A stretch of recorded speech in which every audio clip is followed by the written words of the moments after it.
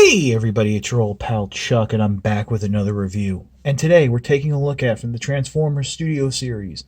This is Core Class Shockwave. Shockwave comes from the Bumblebee movie line. And like I said, they're introducing the new Core Class. Here's actually the box. A lot smaller than you would think. I was very surprised to see just how small the box was. I guess, this is their environmentally friendly initiative, and I think when you going from, say, Kingdom in the core class and going for that, reducing the packaging, taking out a lot of the plastic, stuff like that, you get like a very smaller profile. Now, a lot of people were, wondering, why is Shockwave getting a core class? Hopefully there'll be a bigger version. In my opinion, I think we might see one down the line. I'm not really sure where. But, keep in mind the point of the core class. Yes, it's to give you smaller figures that are in scale with larger team members, for example, Rat Trap with the other Maximals, but also what its main focus is to be a cheaper price point for featured characters to get out. So I think that's really why Shockwave is here. And again, I know a lot of people are wondering, why are they going all in on the Bumblebee movie as opposed to, say, finishing off some of the other live-action films, especially considering that the Bumblebee financially did not do as well. Well, the only thing I can tell you is, much like continuing Studio Series 86 into a second year, which would be the 36th anniversary of the Transformers films, maybe there's a little joke there, the figures are selling. That's my only real hypothesis. So if they're selling, they're going to move. So taking a look at the figure here, it's that H-Tank design that we first saw with Dark of the Moon, and then was later brought into Prime, Robots in Disguise, and more recently Cyberverse. So this is, I would say, the new look for Shockwave going forward. Now, one thing that maybe some other reviewers have mentioned who are able to get these figures a little early is, when dealing with ball joints, which we have on these smaller figures, getting things lined up can be a little tricky. Mine, I think I pretty much got it right. Everything's flush. The joints aren't that loose, so it's pretty good. So why don't we just, it's a nice little tank. There's no treads or rollers or anything, so it's just like that. So let's get into the transformation. First thing you want to do is pop off the cannon here, and it does peg in quite nicely. Oh god, oh god, come on, I am not exaggerating. Oh god, what did I do? Oh god, 1 second. Oh my goodness.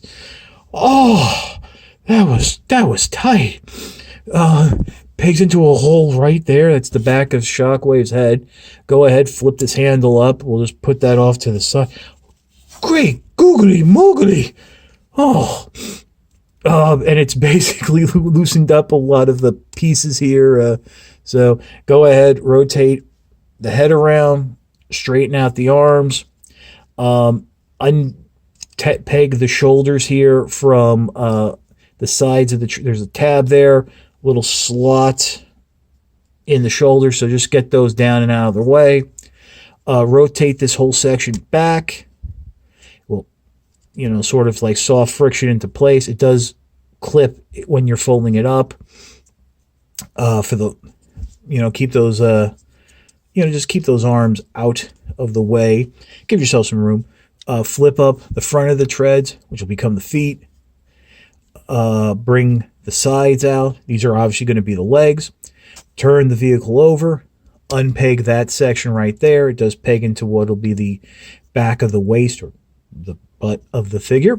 Bring this whole section up and around. It will collapse in on itself and peg into place. There, make sure it's nice and tight. There's a little tab section underneath there. You can bring the arms down, out to the side. The legs are double hinged, so bring them down, straighten them out, and you can bring the arms down. There's Shockwave in its robot mode. Go ahead and peg the turret in to form his gun hand. He does have two real hands. It is a little bit disappointing that we don't have it doesn't go down more, integrate into the arm better, but it is what it is. And there you have Shockwave complete in its robot mode. Swivel at the head, ball joints at the shoulder, swivel and bend at the elbow, ball jointed hips. You do have a mushroom. You do have some rotation there at the joint. Single jointed knee and no ankle rockers, but due to the transformation, you have the forward and back pivoting. So you do have some, posability. Nothing too crazy. Again, smaller scale figure. I dig it. So yeah, you know what? Let's, normally I would take a break, but let's not. Here we go. Let's come in for the final thought. And there we are. And I do have to say, I do enjoy Shockwave. I do think this is a unique take on the figure. I like that Core Class is now coming into Studio Series. I think that's going to open up the possibility for some other figures like Brains, like Wheelie, like that Doctor, that its original toy was like a microscope that turned into a crawly thingy that the legs all broke. So yeah, these should be hitting retail now. I got this from the Command Store along with Ravage, which is its Wave 1 mate. But like I said, brick and mortar retail, they are shipping out from Amazon. So yeah, Shockwave is a definite pickup. I'll let you know about Ravage when I get to Ravage. And it's a fun little desk toy. Obviously, your mileage is going to vary about the strength of the ball joints, and that can make transformation a little more fiddly than you might want. But in the end, I think you should be fine. So that's about it for the review. If you like this review, please consider liking, commenting, and subscribing. While I always appreciate the views, the likes, comments, and subscriptions help to communicate to YouTube through their algorithms that my channel is one that should be exalted and held upon high. And I do want to mention that I really do appreciate those of you who've taken the time to subscribe. As I mentioned in a previous video, over 98% of my views comes from people who are not subscribed to this channel. And if you're not subscribed, you're really missing out on a bunch of videos that I think are really good, really fun, but maybe don't get as widespread of a notice, not being featured on traditional websites and what have you. I mean, for example, my last review, the Golden Disc Mutant Tigatron, you kind of missed my cat like chomping down on Tigatron and Mutant Tigatron, and it was kind of funny. So yeah, so definitely like, comment, and subscribe. If you want to join my Patreon, it's www.patreon.com/chuckdog1999.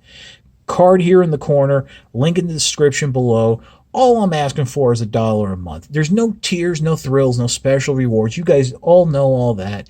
It's just helping me help you to keep the channel going. You know, the infrastructure, stuff like that. Takes the edge off of some things. But as I always say, if you can't do the $1 a month, $12 a year, Patreon is just the cherry on top of an already generous sundae. With that being said, this is your old pal Chuck. for Shockwave. We will see you next time.